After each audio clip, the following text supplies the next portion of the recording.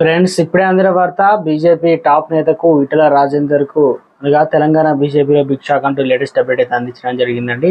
ఆ వివరాలు ఏంటనేది మనకు వీడియో రూపంలో తెలుస్తున్నాం. ఫ్రెండ్స్, స్కిప్ చేయకుండా పూర్తిగా చేయండి. అప్పుడే కంప్లీట్ ఇన్ఫర్మేషన్ అయితే అర్థమవుతుంది.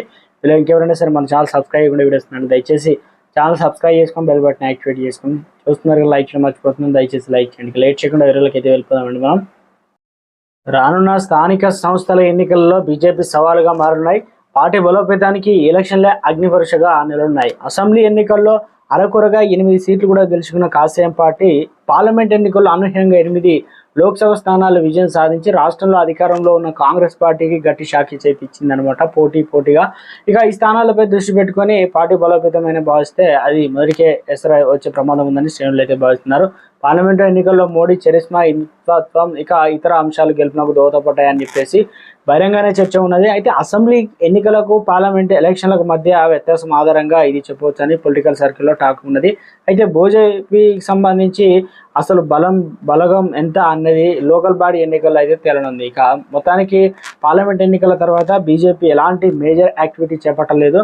రాష్ట్ర సర్కారుపై ఒత్తిడి పెంచేలా ప్రోగ్రాంలు కూడా ఇప్పటివరకు అయితే నిర్వహించిన దాఖలు అయితే తక్కువ. నిరుద్యోగ అంశంపై బీజేవైఎం కావచ్చు, మహిళలపై జరుగుతున్న అరాచకాలపై మహిళా మోర్చా మినహా ఇతర మోర్చా ఎందులోనూ ఇన్వాల్వ్ కాలేదు. ఇప్పుడు రైతుల సమస్యలపైన అడపదడప కార్యక్రమాలు నిర్వహించిన అవి కూడా అనుకున్నంత మేరకు సక్సెస్ కాలేదు. కాంగ్రెస్ 6 గ్యారంటీలు, రైతు రుణమాఫీ, హైడ్రా, మూసీ సుందరీకరణ, 4th సిటీ వంటి అంశాలపై ఎలాంటి యాక్షన్ ప్లాన్ కూడా రూపొందించకుండా కమలదళం అయితే చేతులెత్తేసింది. ఇక స్టేట్ చీఫ్ ఉన్నా లేనట్టుగానే మారిపోయిందనమాట. మొత్తానికి పార్టీ స్టేట్ చీఫ్గా కిషన్ రెడ్డి ఉన్నా లేనట్టుగానే మారిపోయిందని చెప్పేసి మొత్తానికి తెలంగాణ రాష్ట్రంలో గతంలో పార్టీకి సంబంధించి ఒక అధ్యక్షుడిగా ఏదైతే ఈటెల రాజేందర్, దాంతో పాటు పూర్తి స్థాయిలో కూడా హిందుత్వ వాదం ఉన్నటువంటి రాజాసింగ్ తెర మీదకి రావడం, అప్పుడు బాహావాడిగా ఇద్దరు పోటాపోటీగా అయితే ఘాటుగా స్పందించి ఒకరినొకరు విమర్శించుకున్న సైతం ఇక ఎవరికి వారే దారి అన్నట్టు బీజేపీలో అయితే ఉంది.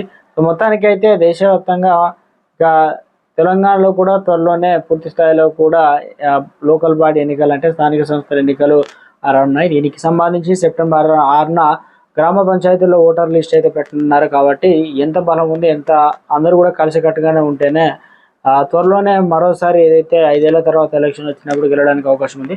సో మొత్తానికి అయితే ఈ రకంగా అయితే నడుస్తుందన్నమాట. బీజేపీలో పొలిటికల్ సర్కిల్లో అయితే చర్చ అనే అంశంగా మారుతుంది అంటున్నారు రాజకీయ